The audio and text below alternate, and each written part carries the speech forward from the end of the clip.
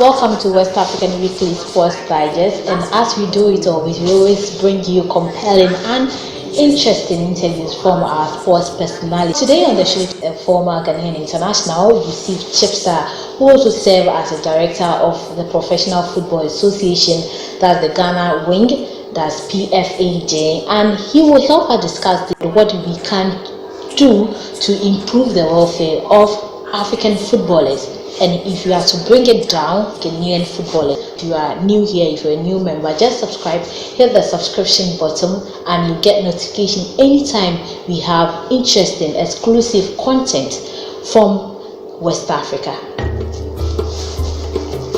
Welcome back from the quick break, and as I said earlier, today our guest is Yussif Chibsah. I guess most of you will know him because of his he plied his trade for Ghana, and also international wise he has done a lot, delivered a lot, and he has served Ghana both for the national teams and also for club wise. You're welcome, sir. Thank you very much. We've been discussing a lot about players. The last time was about players who are being duped by agents and all that, having issues with agents because these players are eager to travel for greener pastures. This week we're discussing player welfare. You have been there before. Comparing then when you were active, when you were playing in Ghana, comparing how the players were treated as compared to our current situation. Thank you very much. Relatively, looking at our time and the state of the economy and currently, the salaries that were paid to us at that time, the salaries that are being paid to the players as of now, you wouldn't say there has been improvement. Rather, I think it's been deteriorating. Looking at the cases that come up between clubs and players. I'll give you an example. I'll use my own self.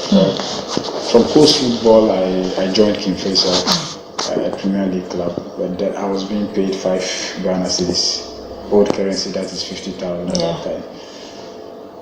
As a coach player, graduating to a Premier League player, my motivation was the fact that I was playing for a Premier League club, so money wasn't a big issue for me. I was content with the 5 cedis that was given to me. But as I kept playing, we had who realized that we deserve to be paid more. So he spoke to the bankroller, the owner of Kinfesa, Alhaji Abu Karim Guza, who then increased our salaries from 5 to 6. Looking at the state of economy at that time, like I told you, as young as we were, money wasn't the issue for us. Currently, we have players that are being paid 200 Ghana cedis, 150 Ghana cedis. Some clubs will pay 1,000 Ghana, 500 Ghana, 1,500 Ghana. If you compare those times to now, based on what the players want, like I said, my motivation at that time was just playing in the Premier League. That was enough for me. But looking at it now, they are professionals. Some have families, some have relatives, some pay school fees, they have kids and stuff. If you compare 200 Ghana cedis for a player or for a person with a family, he has utility bills to pay. I mean, one can conclude that it's not enough. Well, it's all an African country. You see a Ghanaian leaving, the native country, that's Ghana, to Nigeria to go and play because he thinks he's going to get better salary there. You will see a Ghanaian leaving the native country to probably Zambia to go and play football there. Do you think our economy plays part in we not trying to financially build our players? Yes, you are right. You are perfectly right. I mean, our players are being attracted to those countries based on the salaries promised them. I mean, we have players who left Ghana to Nigeria and are being paid $2,000, $1,000 a month. He's not getting that money here, so definitely he will jump onto search offers. Players move to Zambia based on the same reason. Our economy is also playing a major factor. The economy can be a factor, but again, I think we need to have club administrators or owners who really want to invest in football. Football has had this, not only Ghana, I mean the sport of football has had a global challenge, that is finance. Even clubs in Europe have financial problems, but then they are able to manage their system well to the extent that the players are comfortable. I'll give you another example. When I moved from King Faisal to Kotoko, I was being paid well. We do get offers from northern part of Africa, Algeria, Egypt, Morocco, but we were never in a rush to go because we were happy here. We speak our language, we eat our food, we have our family members here, and we are being paid very, very well. Bonuses and everything are on time. So we never thought of rushing to such countries because we were comfortable here. So the same thing applies now. I think if the players are being paid well, if they feel comfortable here, though every player aspires to play professional football, they would rather aim at going to Europe rather than going to the neighboring countries like Kosovo, neighboring countries like Nigeria, Niger, Tanzania, Zambia, Sudan. I mean, the only attractive part of that is the money. They are being enticed to go there because of the money. So if we are able to do things properly here, I think we are also, if we are able to pay players like 2,000 Ghana cedis or 1,500 Ghana cedis, they should be able to manage that and then not rush to other neighboring countries. The PFAG have solved a lot of cases whereby the players are there. They were enticed, they were promised $2,000, but they never get the money. I'm the head of player relations here, and I know what I'm talking about. I can give you about 10-15 cases that we've You mean outside country? Or yes, here? Outside country. The players that go to Zambia, to Albania, I mean, they don't get their salaries. Then we have to go in, file cases to FIFA, to CAS, and then to come to their rescue. So this should tell us that if we are able to pay the players well, if I say well, not like huge sums of money, but I mean something that could sustain them, to take care of their families, to take care of themselves and their bills. I mean, they wouldn't rush going to countries like Kosovo, Albania, and all those countries, and not just to end up in problems. They go there and they don't get paid. They have nobody to run to. Recently, a Ghanaian boy, Gideon Ofer, who is in Albania, had the same problem, and we are still fighting the case with the club there in FIFA. So, I mean, we should be able to manage our system to the extent that the players will be paid well. So there are sponsors in football where until you package and brand yourself very well, no corporate body would like to spend money in the sport. Well, I was even comment that, you see, when you speak to these club administrators or club owners, they always complain of investing a lot in football. But then you ask yourself that, what are the other countries doing right? You wouldn't even go to Europe, but then you go to South Africa. What are they doing right? Even Nigeria, there are clubs who are doing better, and they will always tell you because most clubs are being supported by government. What do you think must be done right by our clubs to be able to get that branding? Yes, like you said, those clubs are able to attract sponsors just because they do things right, they brand themselves well. If you talk about our Ghanaian clubs, I mean, how many of our clubs here can boast of a stadium of their own, a training ground? So about what they see. But you see, sometimes the media can also play an important role. We have club administrators who are media friends who will talk good about them even if they're not doing good. And this is all affecting the game. Looking at how football has come, it has really come a long way.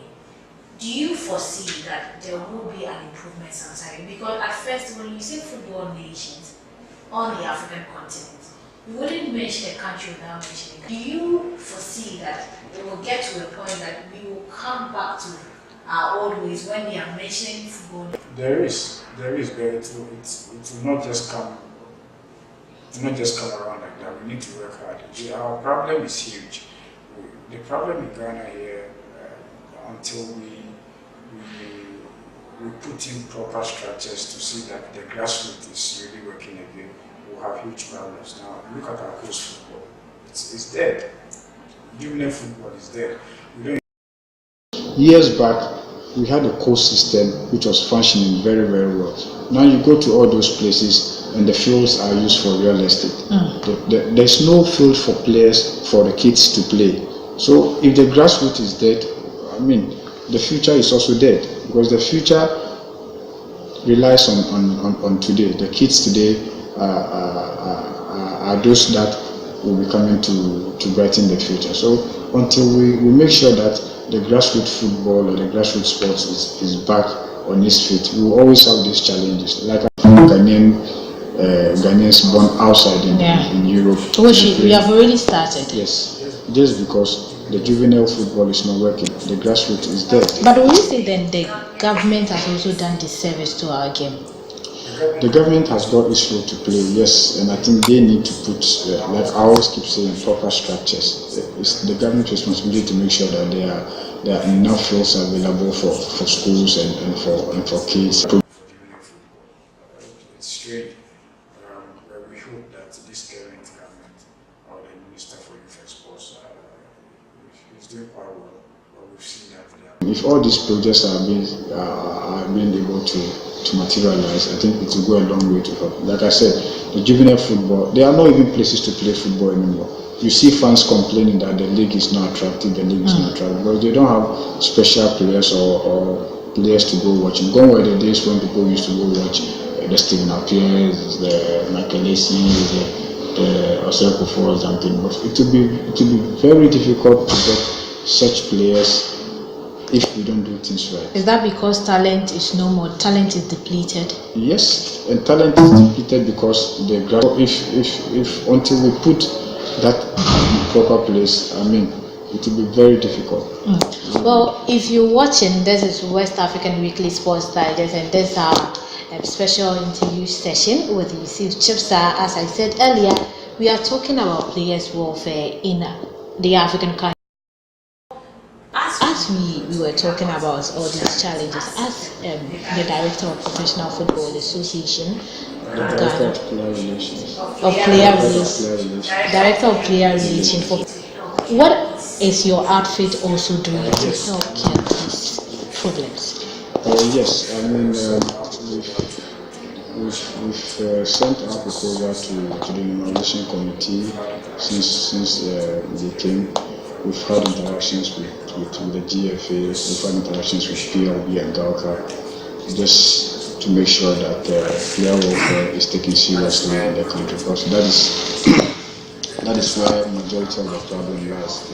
If the players are well taken care of, I don't think they will rush going to neighboring countries where they face same problems over there. So we try to do our part, and then we also try to make sure that clubs respect their contracts when they sign with the players. We've had few cases that we've gone into to rescue the players, whereby clubs fail to pay to honor their financial responsibilities to the players, even though they've signed contracts with them. I mean, it's a whole lot of cases, and then. So with these player salary issues, clubs not fulfilling their financial promise obligations to the players, in a month, how many cases do you record? A lot. There has not been football in the country for a while now, so I cannot give you figures now, but I can tell you it's a whole lot. Not only even in Ghana, but even outside the country, we do go in and then assist the players. Well, do you think that it's about time that we put, you can't pay your players well, you don't have better facilities for the game, you shouldn't exist as a club? Yes, I think we are practicing club licensing, and there are rules and regulations that are outlined so far as club licensing is concerned. Like I told you, we've also sent in recommendations and suggestions to the FA, to the Managing Committee, to make it a requirement for a club to be given the license to participate in the Premier League club. And part of the requirements should be that there should be a minimum wage that should be paid to the players. Like I told you, we have clubs paying 200 Ghana cedis, 150 Ghana cedis. So in your opinion, how much do you think should be a minimum wage? Well, we believe in dialogue. We think we should sit around the table with the clubs. Like I told you, finance has been a global challenge to the sport of football. So we don't want to be selfish just to think about it. You know, the government has got its role to play as well. So we want to sit around the table with the clubs and with the FA to agree on an amount that would be reasonable and affordable for the clubs to pay, and then at the same time that money will be enough for the players to take care of themselves. Would you call a 500 cedis as appreciable amount? Not really, to be honest with you, not really.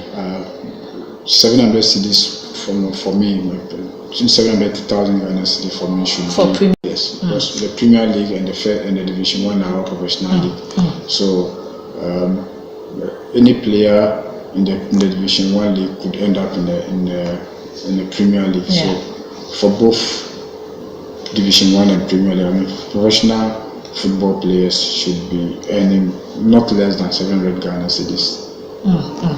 Thank you so much for your time. But then before we take leave of you, now we have a normalization committee in place who are trying to normalize football.